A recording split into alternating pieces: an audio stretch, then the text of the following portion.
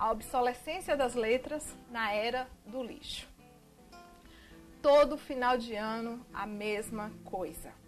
Pais e mães pegam uma pilha com 10, 20 livros didáticos que seus filhos utilizaram durante o ano escolar e não tem outra coisa a fazer senão jogar fora. Alguns mais apegados acumulam esses livros em depósito, mesmo sabendo que o destino deles, mais cedo ou mais tarde, acabará sendo o lixo. Na melhor das hipóteses, um lixo reciclável.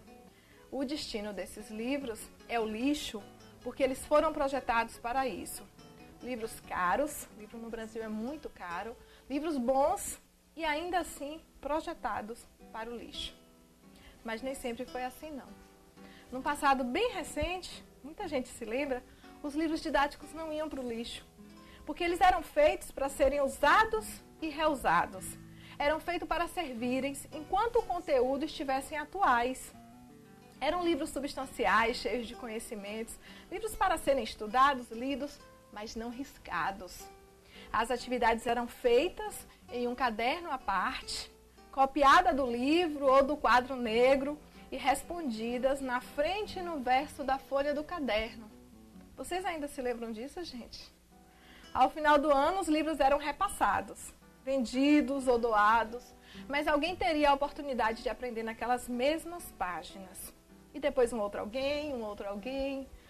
Essa não era uma prática de comunidades carentes, não, gente. Pelo contrário, esses livros eles eram repassados, principalmente em colégios particulares. Numa época em que o ser significava um pouco mais do que o ter, muitas famílias abastadas, elas não se importavam que os irmãos mais novos usassem os livros que tinham sido dos irmãos mais velhos ou até de outros alunos. Poucos tinham aquela futilidade de fazer questão de exibir o novo. Até porque muitos livros eram tão bem conservados, devidamente plastificados, que não era possível diferenciar o usado do novo. Acho que todo mundo se lembra, início de ano, a família toda junta ali plastificando aquele monte de livro. Às vezes, a própria escola facilitava essa troca de livros entre os pais.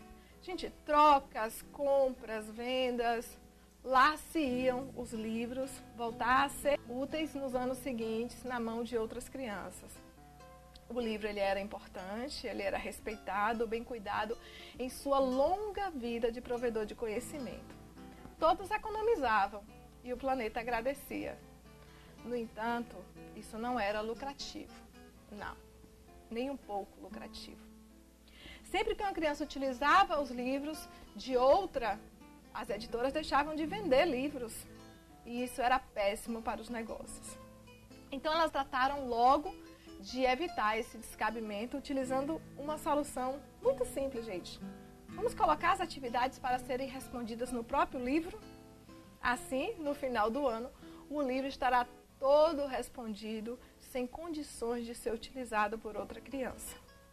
Assim, vendemos mais livros, ganhamos mais dinheiro, e que se dane o meio ambiente. E daí que retiramos matéria-prima e devolvemos lixo para a natureza. E daí que algumas famílias que priorizam com dificuldade a educação dos seus filhos, elas vão ter que fazer um sacrifício enorme no início do ano para comprar esses caríssimos livros novos. E daí que a produção de papel é uma das atividades humanas mais nocivas ao planeta. E daí que para se produzir 1 tonelada de papel são necessárias 2 a 3 toneladas de madeira. E daí que o processo de fabricação consome mais água do que qualquer outra atividade industrial. E daí toda a energia que esse processo consome. E a emissão de CO2, a prática da monocultura extensiva, o risco de desertificação devido ao empobrecimento do solo, a redução da biodiversidade, a extinção das nascentes e mananciais, o deslocamento das populações nativas. E daí, nada disso importa. O que importa é só vender, vender e vender. Lucrar, lucrar e lucrar. É a lógica do consumo na sociedade do descartável. E nessa lógica, jogamos um monte de livros fora anualmente. E todo mundo aceita isso passivamente. As escolas que adotam esses livros, os pais que precisam parcelar essa compra de livros em 10 vezes no início do ano, sacrificando o orçamento da família. As crianças que encontram tudo pronto, não sabem mais o que é copiar, não.